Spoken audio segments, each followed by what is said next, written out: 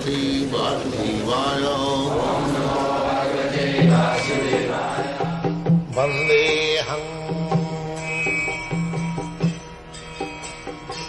Shri Guru Shri Juta Padakamalam. With reference to the above concept of Sanatana Dharma, we may try to understand the concept of religion. From the Sanskrit root meaning of the word dharma, it means that which is constantly with the particular object. As we have already mentioned, when you speak of fire, it is concluded at the same time that there is heat and light along with the fire. Without heat and without light, there is no meaning of the word fire. Similarly, we must find out the essential part of a living being which is always companion with him. That part of constant companion of the living being is his eternal quality, and the eternal part of the living being's quality is his eternal religion. When Sanatana Goswami asked Lord Sri Chaitanya Mahaprabhu about the Sarup, we have already discussed about the Sarup of every living being. Sarup, or real constitution of the living being, the Lord replied that the constitutional position of the living being is to render service to the Supreme Personality of Godhead. But if we analyze this part of the statement of Lord Chaitanya, we can very well see that every living being is constantly engaged in the business of rendering service to another living being. A living being serves another living being in different capacities, and by doing so, the living entity enjoys life. A lower animal serves a human being. A servant serves his master. A serves B master. B serves C master. And C serves D master, and so on. Under these circumstances, we can see that a friend serves another friend, and the mother serves the son, or the wife serves the husband, or husband serves the wife. If we go on searching in that spirit, it will be seen that there is no exception in the society of the living being where we do not find the activity of service. The politician presents his manifesto before the public and convinces voters about his service capacity. The voter also gives the politician his valuable vote on expectation that the politician will give service to the society.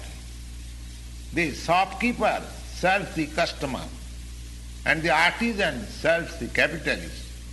The capitalist serves his family, and the family serves the headman in terms of the eternal capacity of eternal being. In this way, we can see no living being is exempted from the practice of rendering service to other living beings, and therefore we can conclude that service is a thing which is the constant companion of the living being, and therefore it may be safely concluded that rendering of service by a living being is the eternal religion of the living being. When a man professes to belong to a particular type of faith with reference to the particular time and circumstances of birth. And thus one claims to be a Hindu, a Muslim, a Christian, Buddhist, or any other sect and a subsect. Such designations are non-Sanatana Dharma. A Hindu may change his faith to become a Muslim, or a Muslim may change his faith to become a Hindu or a Christian, etc. But in all circumstances, such change of religious faith does not allow a person to change his eternal engagement of rendering service to others.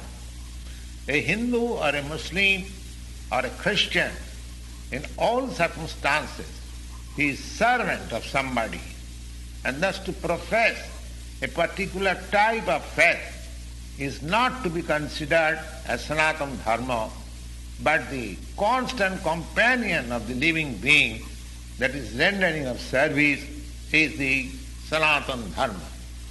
So, factually, we are related in the service relationship with the Supreme Lord. The Supreme Lord is the supreme enjoyer, and we, living entities, are eternally His supreme servitors. We are created for His enjoyment, and if we participate in that eternal enjoyment with the Supreme Personality of Godhead, that makes us happy, not otherwise.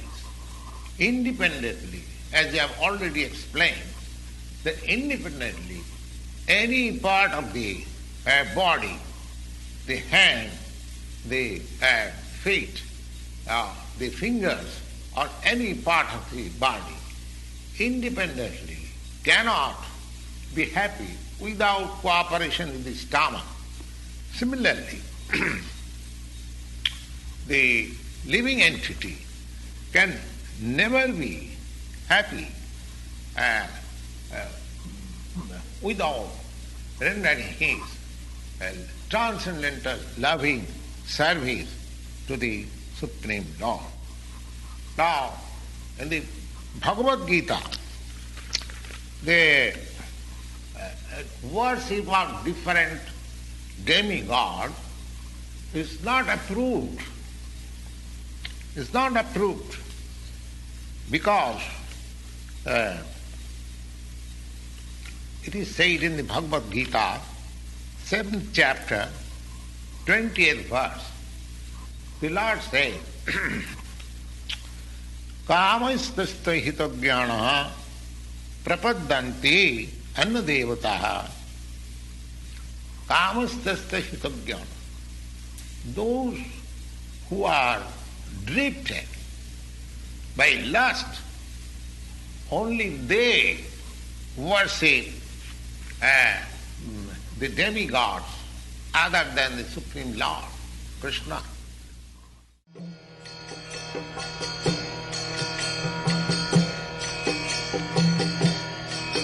Hare Krishna, Krishna Krishna,